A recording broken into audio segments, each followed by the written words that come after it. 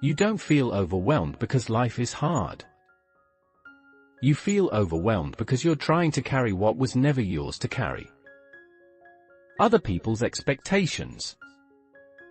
Other people's moods. Other people's opinions about who you should be. And the more you try to manage all of that, the heavier your life becomes. Stoicism teaches something brutally simple: mind your own character. Everything else is noise. A former slave-turned-philosopher, Epictetus, said it clearly: some things are up to us, and some things are not. Up to us, our judgments, our choices, our actions. Not up to us, our reputation, our status, other people's behavior, and most outcomes. Yet most people flip that formula. They ignore their discipline but obsess over their image. They neglect their habits but stress about results. And then they wonder why they feel powerless. Here's the shift: stop trying to look strong. Start becoming strong. That begins in private. How you wake up. How you handle inconvenience. How you respond when nobody is watching. Stoicism isn't a performance. It's internal architecture. Think about how easily your mood changes based on something small. A text message. A comment online. A delayed plan. That's not weakness, that's untrained thinking. The Stoics believed your first reaction is automatic, but your second reaction is a choice. Someone criticizes you. The first spark of irritation? Natural. But what you do next, that's where your power lives. Do you explode? Do you spiral? Or do you pause and examine it? Ask yourself, is this criticism true? If it is, improve. If it isn't, ignore it. Either way, you win. That's emotional discipline. And emotional discipline creates stability. Another powerful idea in Stoicism comes from Marcus Aurelius. He constantly reminded himself that people act out of ignorance. When someone is rude, dishonest, or selfish, it's because they don't know better, or they haven't trained themselves to do better. When you understand that, anger softens. Not because you excuse bad behavior, but because you stop taking it personally. You realize their character is their responsibility. Yours is yours. That separation is freedom. Now let's talk about fear. Most of what holds you back isn't lack of ability. It's fear of embarrassment. Fear of failure. Fear of rejection. Stoicism attacks fear at its root. It asks you to imagine the worst-case scenario clearly. You fail publicly. You get rejected. You lose money. Then what? You're still alive. You still have your mind. You still have the ability to act again. When you walk through the worst outcome logically, it shrinks. Fear survives in vagueness. It dies in clarity. The Stoics also practiced voluntary hardship. They would intentionally choose discomfort, simple food, basic clothing, cold exposure, to remind themselves that they could survive without luxury. Why does this matter today? Because modern life makes you addicted to comfort. And comfort creates fragility.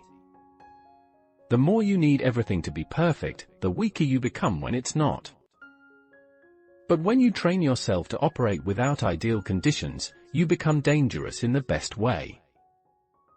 You adapt. You endure. You stay calm. That's rare in a world where most people panic the moment things go wrong. There's another Stoic principle that changes everything: focus on the process, not the outcome. You can control your preparation. You can control your effort. You can control your consistency. But you cannot fully control results. So why tie your peace to something unstable? If you give your best effort and the result doesn't go your way, you remain steady.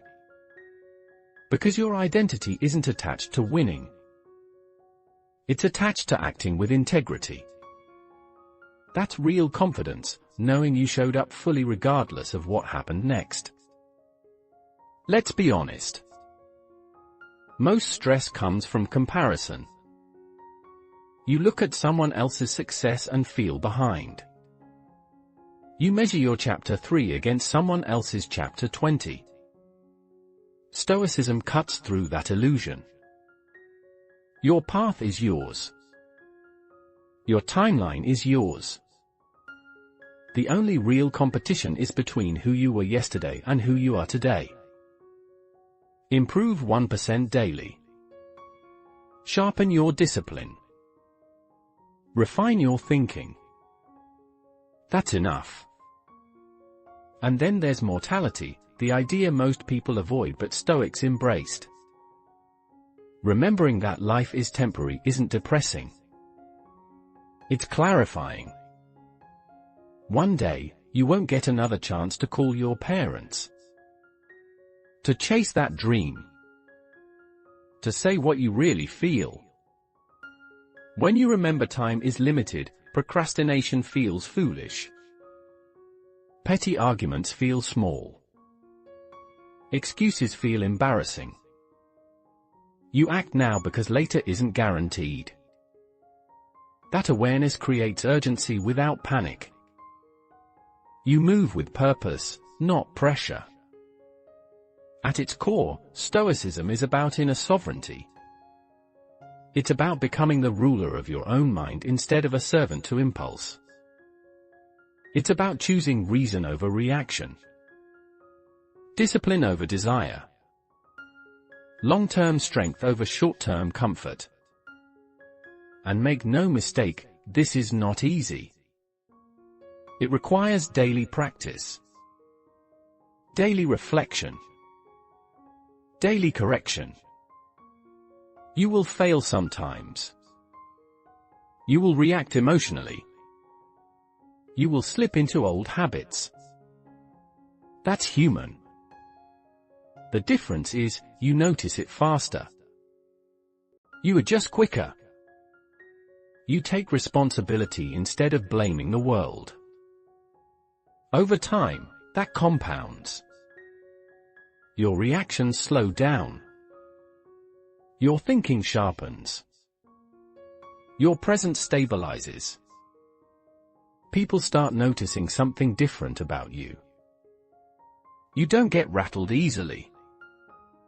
You don't chase validation. You don't crumble under pressure. That's the Stoic edge. So the next time you feel overwhelmed, stop. Separate what's in your control from what isn't. Strengthen your character. Accept reality as it is, not as you wish it to be. And then act with courage anyway.